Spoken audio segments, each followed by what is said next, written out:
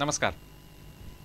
आज कार्तिक शुक्ल नवमी शके 1934 सादर करत आहोत ठाणे वार्ता ठळक घडामोडी। बोगस कागदपत्र सादर करणाऱ्या वकिलाला अटक। अन्न आणि औषध प्रशासनानं पकडला 1.25 लाख रुपयांचा गुटखा। आणि शासनाच्या निष्काळजीपणामुळे शहापूर तालुक्यात 1.5 लाख क्विंटल तांदूळ सडला। या आणि इतर घडामोडी विस्तृतपणे पण काही क्षणातच। न्यायालयात बोगस कागदपत्र सादर करण्याप्रकरणी एका वकिलाला अटक करण्यात आली आहे। या वकिलाला 3 दिवस न्यायालयीन कोठडी मिळाली असून बोगस कागदपत्र देणाऱ्या दुकलीचा शोध ठाणे नगर पोलीस घेत आहेत। ओम प्रकाश सिंग असं अटक करण्यात आलेल्या वकिलाचं नाव असून तो लोकमान्य नगरचा रहिवासी आहे।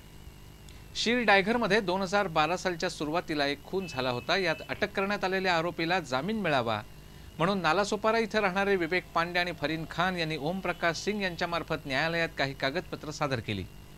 ही कागदपत्र स्थानिक पोलिसांच्या तपासणीत बोगस असल्याचं उघड झालं। त्यानुसार न्यायालयाचे प्रबंधक अजित आठवले यांनी ठाणे नगर पोलीस ठाण्यात तक्रार दाखल केली। पोलिसांनी या प्रकरणी सिंग यांना अटक केली आहे। इतर दोघांचा शोध सुरू आहे। अन्न आणि औषध प्रशासनाच्या ठाणे विभागानं 1.25 लाख रुपयांचा गुटखा पकडला आहे। अन्न आणि औषध प्रशासनातर्फे गुटख्याविरोधात मोहीम सुरू आहे। या मोहिमेअंतर्गत मुंब्रा कौसा इथल्या रशीद कंपाऊंड परिसरात एका गुटखा विक्रेत्याला ताब्यात घेऊन त्याच्याकडून 1.25 लाख रुपयांचा गुटखा हस्तगत करण्यात आला। मुंब्र्यातील रशीद कंपाऊंड इथं खुर्शीद शेख यांचं पानपट्टीचं दुकान आहे। खुर्शीद शेख यांच्या दुकानात गोवा गुटखा, ग्रीन अँड रेड पुकार गुटखा, विमल तसंच कोल्हापुरी गुटखा सर्रास विकला जात असल्याची माहिती अन्न आणि औषध प्रशासनाच्या ठाणे विभागाला मिळाली। मिळालेल्या या माहितीनुसार अन्न आणि औषध प्रशासनाच्या ठाणे विभागानं स्थानिक पोलिसांच्या मदतीनं शेखच्या दुकानावर छापा टाकला। त्यावेळी त्याच्याकडे असलेल्या विविध प्रकारच्या गुटख्यांच्या 1138 पुड्या जप्त करण्यात आल्या। येत्या बुधवारी म्हणजे 28 नोव्हेंबर रोजी कार्तिक पौर्णिमेच्या रात्री छायाकल्प चंद्रग्रहण होणार आहे। कार्तिक पौर्णिमेच्या रात्री चंद्र पृथ्वीच्या दाट छायेभोवतीच्या विरळ छायेत आल्यानं छायाकल्प चंद्रग्रहण होणार असून हे चंद्रग्रहण भारतातून दिसणार असल्याचं खगोल अभ्यासक डॉ. सोमन यांनी सांगितलं।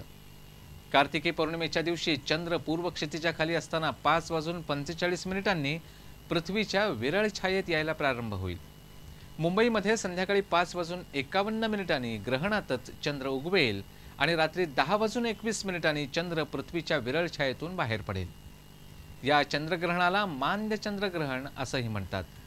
नेहमीच्या चंद्रग्रहणात चंद्र पृथ्वीच्या दाट छायेमध्ये आल्यानं काळसर तपकिरी रंगाचा दिसतो, तर अशा प्रकारच्या म्हणजे मांद्य चंद्रग्रहणामध्ये छायाकल्प चंद्रग्रहणात चंद्र फक्त म्लान म्हणजे कमी तेजस्वी दिसतो। छायाकल्प चंद्रग्रहणात ग्रहणविषयक कोणतेही धार्मिक नियम पाळायचे नसतात।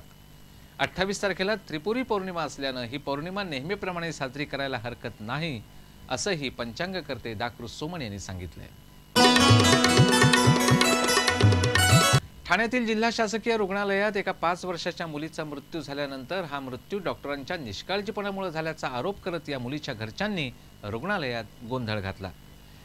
कल्याणमध्ये राहणारी आपसीन नुरानी ही दिवाळीच्या सुट्टीत राबोडीतील मामाकडे आली होती, परंतु काल अचानक तिला उलट्या सुरू झाल्या आणि खोकला सर्दी ही झाली म्हणून तिला जिल्हा शासकीय रुग्णालयात दाखल करण्यात आलं। परंतु अचानक उपचारादरम्यान तिचा मृत्यू झाला। तिच्या नातेवाईकांना आणि घरच्यांना हे कळताच या छोट्या मुलीचा मृत्यू हा डॉक्टरांच्या निष्काळजीपणामुळे झाल्याचा आरोप करत या मुलीच्या नातेवाईकांनी रुग्णालयात एकच गोंधळ घातला। या मुलीचा मृत्यू नक्की कशामुळे झाला हे शवविच्छेदनानंतरच समजू शकेल असं डॉक्टरांनी सांगितलं। विज्ञान क्षेत्रातील बुद्धिमत्तेचा राष्ट्रीय पातळीवर शोध घेणाऱ्या ब्रेन कॅफे बडिंग शास्त्रज्ञ स्पर्धेच्या अंतिम फेरीसाठी ठाण्यातील 5 विद्यार्थ्यांची निवड झाली आहे। राष्ट्रीय स्तरावर होणाऱ्या या स्पर्धेत एकूण 49 स्पर्धक असून यामध्ये 5 ठाण्याचे विद्यार्थी निवडले गेलेत। 2री ते 8वीच्या विद्यार्थ्यांसाठी ही स्पर्धा आयोजित केली जाते। ठाण्याच्या लिटिल फ्लॉवर हायस्कूलमध्ये झालेल्या एका कार्यक्रमात या विद्यार्थ्यांनी आपापले प्रकल्प सादर केले। लिटिल फ्लॉवर हायस्कूलमधील समृद्धी आचार्यानं बर्गलर अलार्म हा प्रकल्प सादर केला। पार्थ जालन या विद्यार्थ्यानं सायकलचं पॅडल मारून वीज निर्मिती कशी करता येते हे दाखवलं। मल्लिका मनू हिनं फ्लाइंग ऑब्जेक्ट सादर केलं, तर आर्चा मेनननं पाण्याच्या दाबाचं महत्त्व पटवून देणारा प्रयोग सादर केला। येत्या रविवारी या स्पर्धेची अंतिम फेरी मुंबईत होणार आहे। या फेरीत हे विद्यार्थी आपापले प्रकल्प सादर करतील।